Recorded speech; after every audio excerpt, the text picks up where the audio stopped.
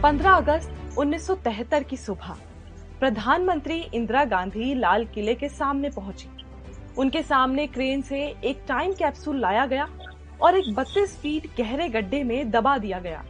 इंदिरा का कहना था कि इसमें देश की 25 साल की उपलब्धियां लिखी हैं। वहीं विरोधियों ने कहा, इसमें सिर्फ नेहरू इंदिरा परिवार का महिमा मंडन है। हजारों सालों के लिए दफनाया गया ये टाइम कैप्सूल 4 साल बाद ही बाहर निकलवा लिया गया और इसे बाहर निकालने का आदेश दिया था नए प्रधानमंत्री मोरारजी देसाई ने। मैं भारत का पीएम सीरीज के चौथे एपिसोड में मोरारजी देसाई की कहानी।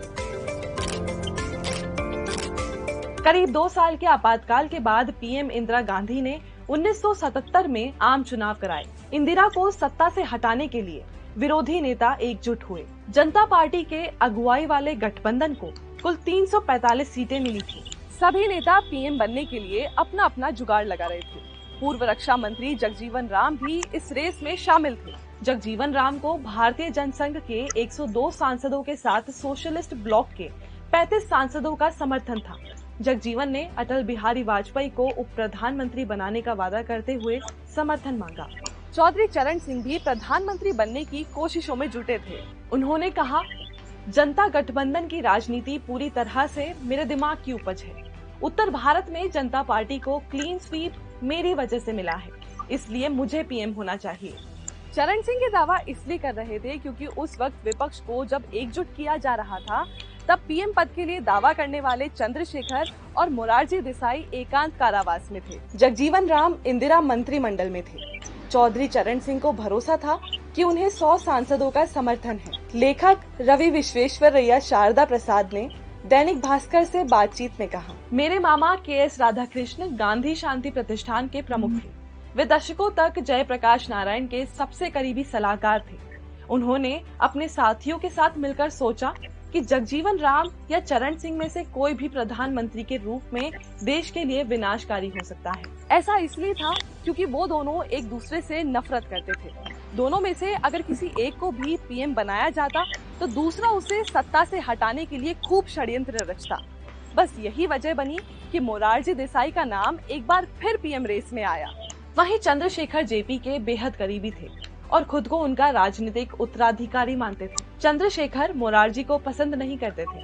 इसका फायदा उठाया जगजीवन राम ने। उन्होंने चंद्रशेखर को न सिर्फ पीएम की रेस से हटने के लिए मनाया, बल्कि अपना समर्थक भी बना लिया। चंद्रशेखर के बाद जगजीवन राम को जॉर्ज फर्नांडिस का भी साथ मिल गया। जगजीवन को भरोसा था कि 345 में से उन्हें कम से कम 165 सांसदों का समर्थन प्राप्त है। इसी कॉन्फिडेंस में उन्होंने कह दिया कि पीएम पद के लिए खुला चुनाव होना चाहिए। जिसके पास ज्यादा सांसद होंगे वो पीएम बन जाएगा। इस बीच चौधरी चरण सिंह ने बयान दिया कि अगर जगजीवन राम को प्रधानमंत्री बनाया गया तो वो तुरंत जनता गठबंधन छोड़ देंगे। मोरारजी के नाम पर सहमति के लिए सर्वोदय चौकड़ी चंद्रशेखर के पास गई और कहा कि आप जगजीवन राम का समर्थन छोड़ दीजिए। इसके बाद भारतीय जनसंघ के नेता लालकृष्ण आडवाणी से मुलाकात की गई। आडवाणी ने उन्हें बताया कि जनसंघ समूह जगजीवन राम का समर्थन केवल इसलिए कर रहा है क्योंकि उन्हें लगता है कि वो जेपी की पसंद है। इसके बाद जनसंघ गुट को 3 वरिष्ठ कैबिनेट पदों की पेशकश की गई। इसमें आरएसएस के नानाजी देशमुख को उप प्रधानमंत्री बनवाने की बात कही। जगजीवन राम को इन घटनाक्रमों की जानकारी नहीं थी। वे जिन्हें अपना समर्थक माने जा रहे थे, वे रातों रात मोरारजी के साथ खड़े हो गए थे। इस तरह से बाबू जगजीवन राम, चौधरी चरण सिंह और चंद्रशेखर को पछाड़कर मोरारजी देसाई पीएम बने। मोरारजी देसाई का मिजाज थोड़ा अड़ियल था।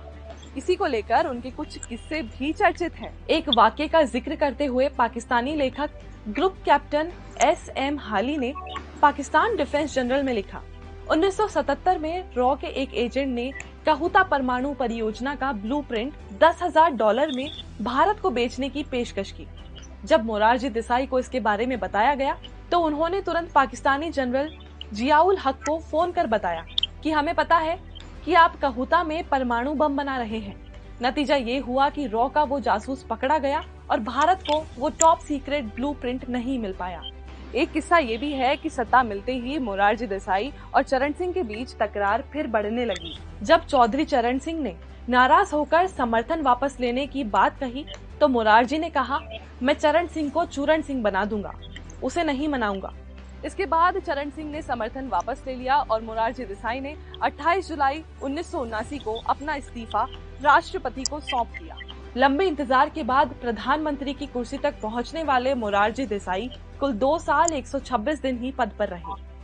मैं भारत का पीएम सीरीज के 5वें एपिसोड में देखिए चरण सिंह चौधरी के प्रधानमंत्री बनने की कहानी, जो कभी संसद ही नहीं गए।